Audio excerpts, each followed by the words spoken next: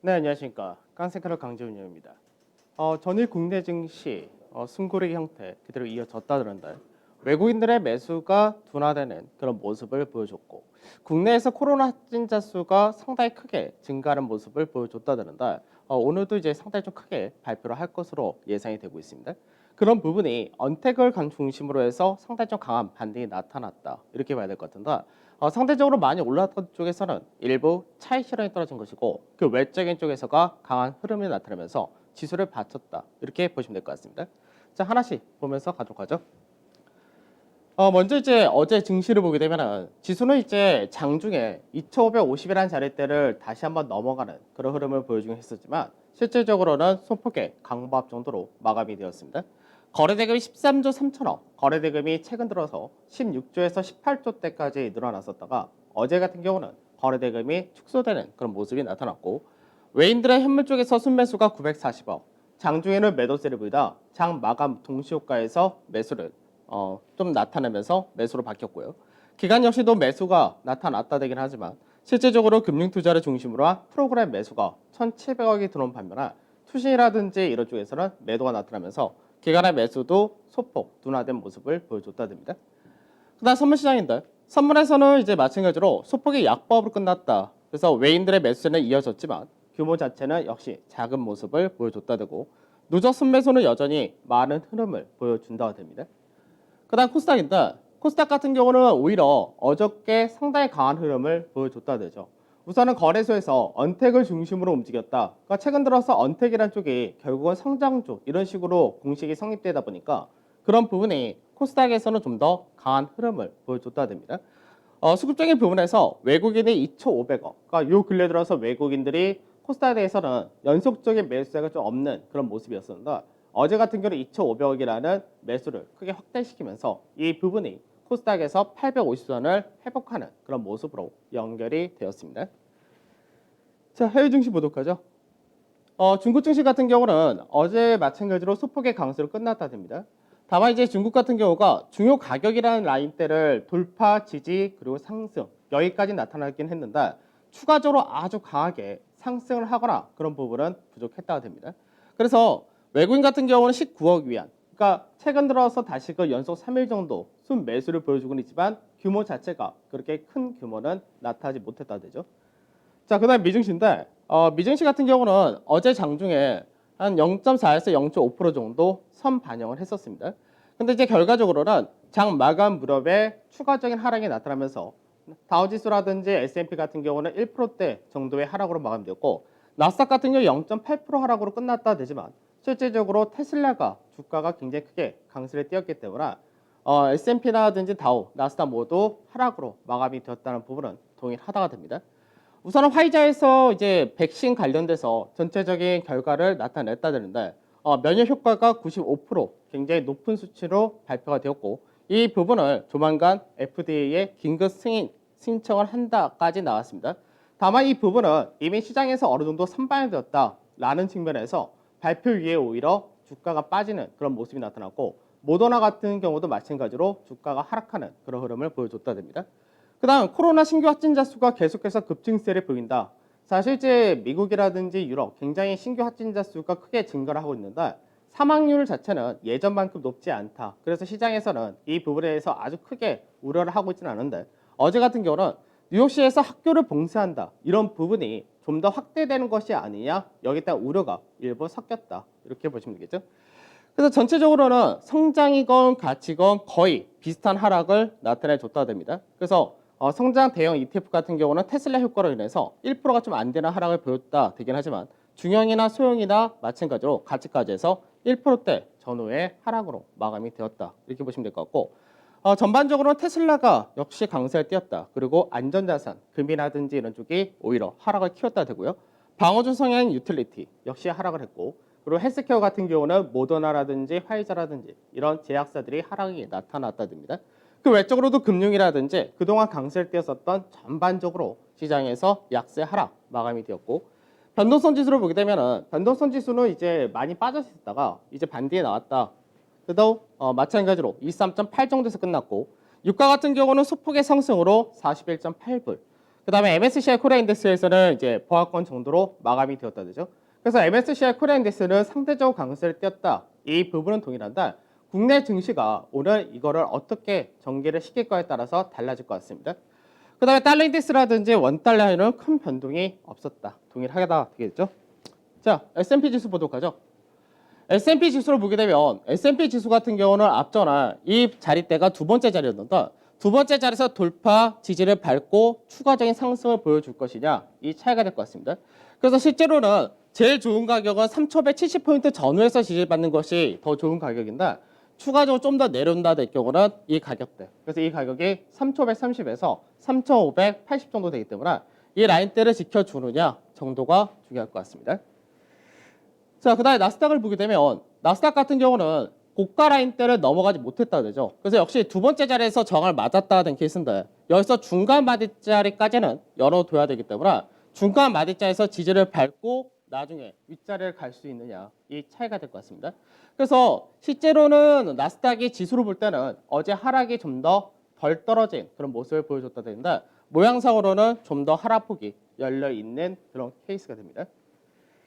자, 어제 시장 보도록 하죠.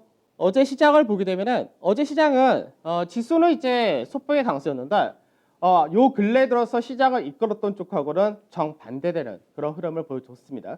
우선은 국내에서도 코로나 확진자 수가 크게 증가를 했다는 부분이 있고 국내 증시 자체가 어느 정도 많이 올라갔던 종목군들에 대한 차익 실현이 떨어질 수 있는 그런 위치였기 때문에 오히려 그 부분을 언택트라든지 이런 쪽에서가 강하게 상승을 나타내주면서 상쇄시켜줬다가 됩니다.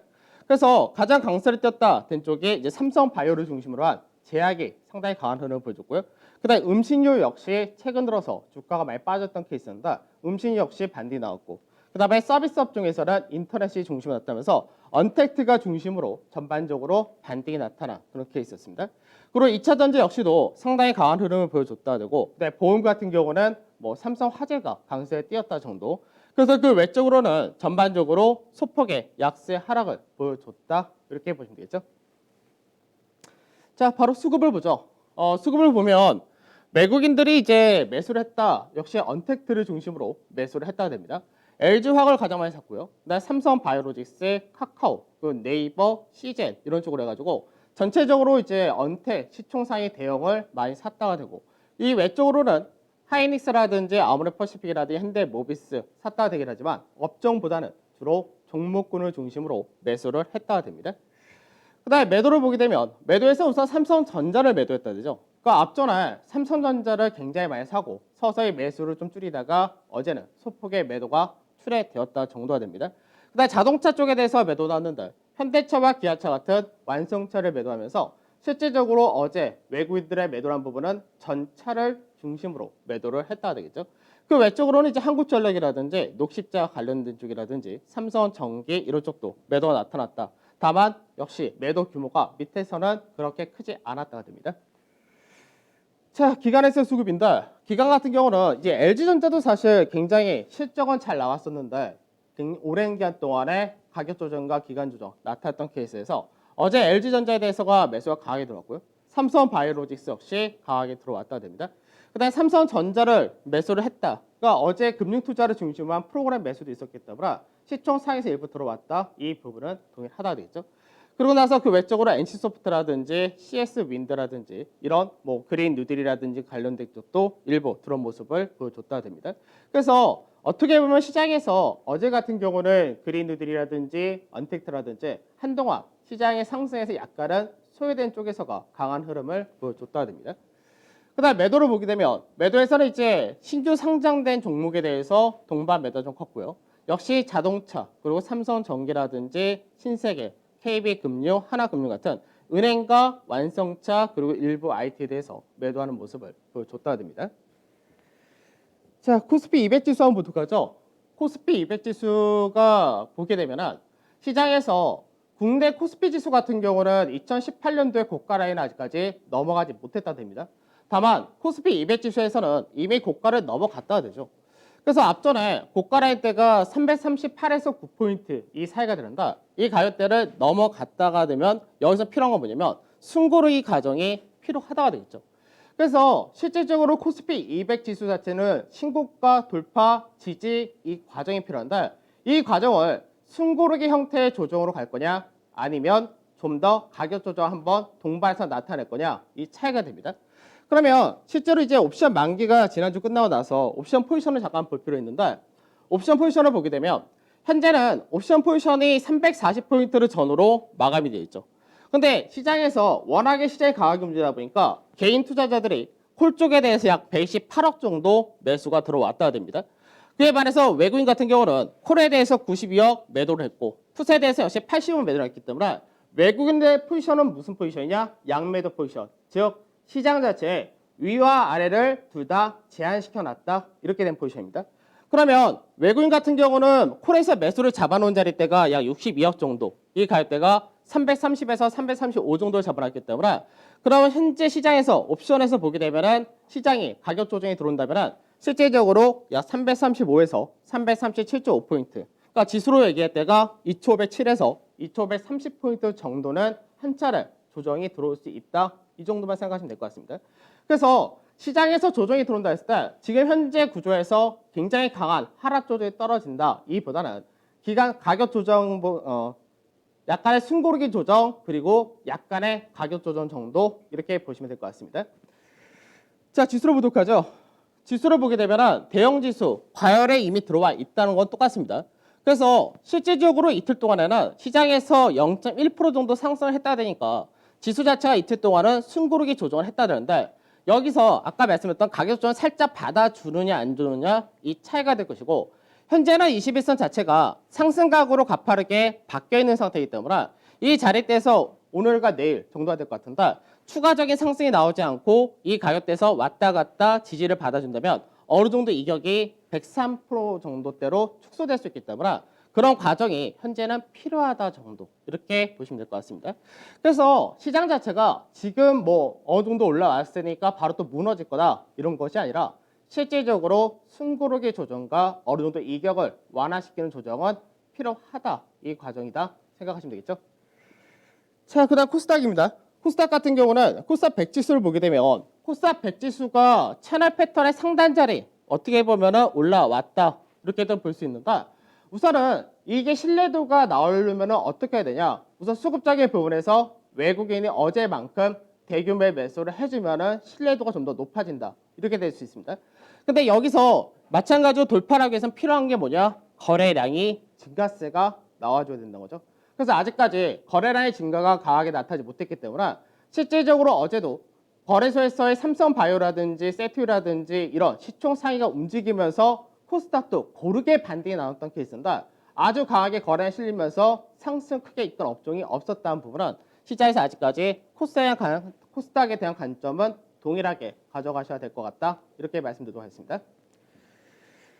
자, 투자 전략 보도록 하죠. 그러니까 시장이 뭐 숨고르기 조정 뭐 당연한 흐름이고 시장에서 어느 정도 많이 올라갔으니까 조정 받는 것도 당연한 거기 때문에 사실 오늘 방송 내용이 특별히 할 게 없었습니다. 그러다 보니까 투자 전략이 빨리 들어왔는데 우선은 코로나 확산에 대한 우려가 백신에 대한 기대감 거의 비슷비슷하다가 됩니다.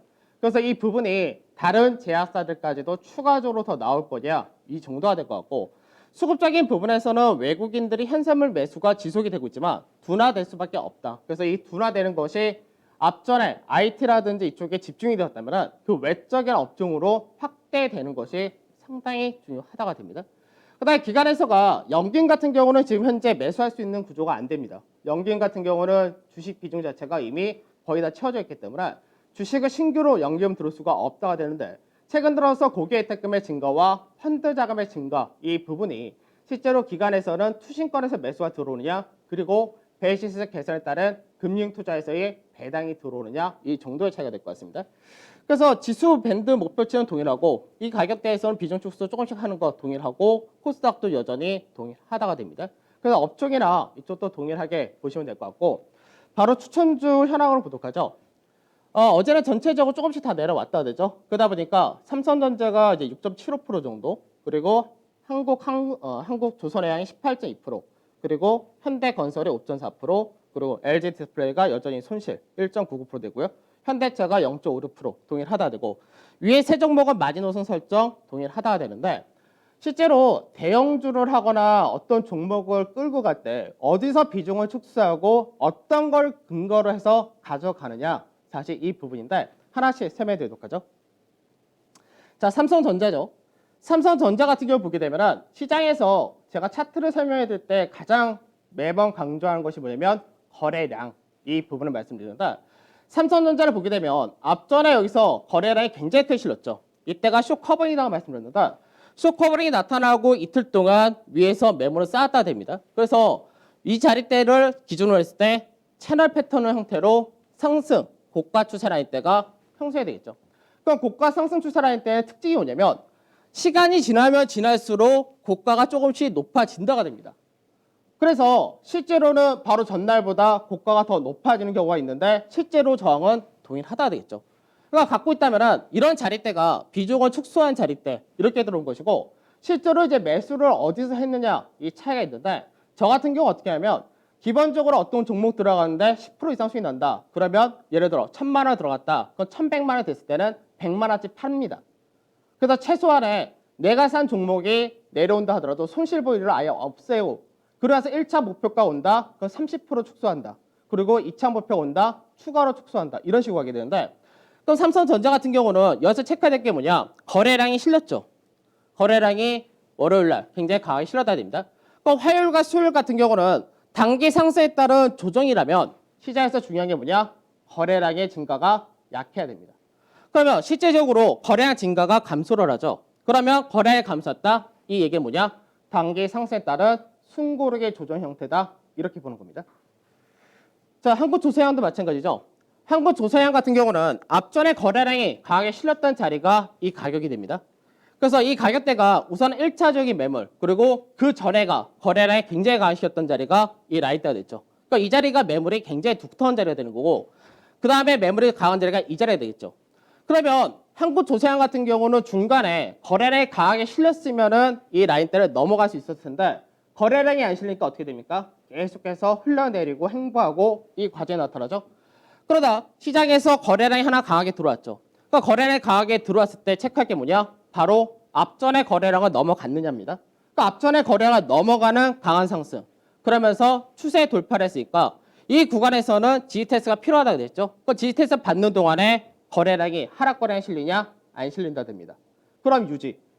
그러고 나서 다음번 매물대, 중요 가격대에 들어왔다. 그래서 거래량 증가하면서 돌파가 나왔다. 그러면은 여기서는 비중 축소가 일부 들어가면 좋다 됐죠. 저점 대비해서 거의 한 15% 20% 나왔으니까. 그러면은 시장에서 이 라인대에서 다시 모여야 되냐?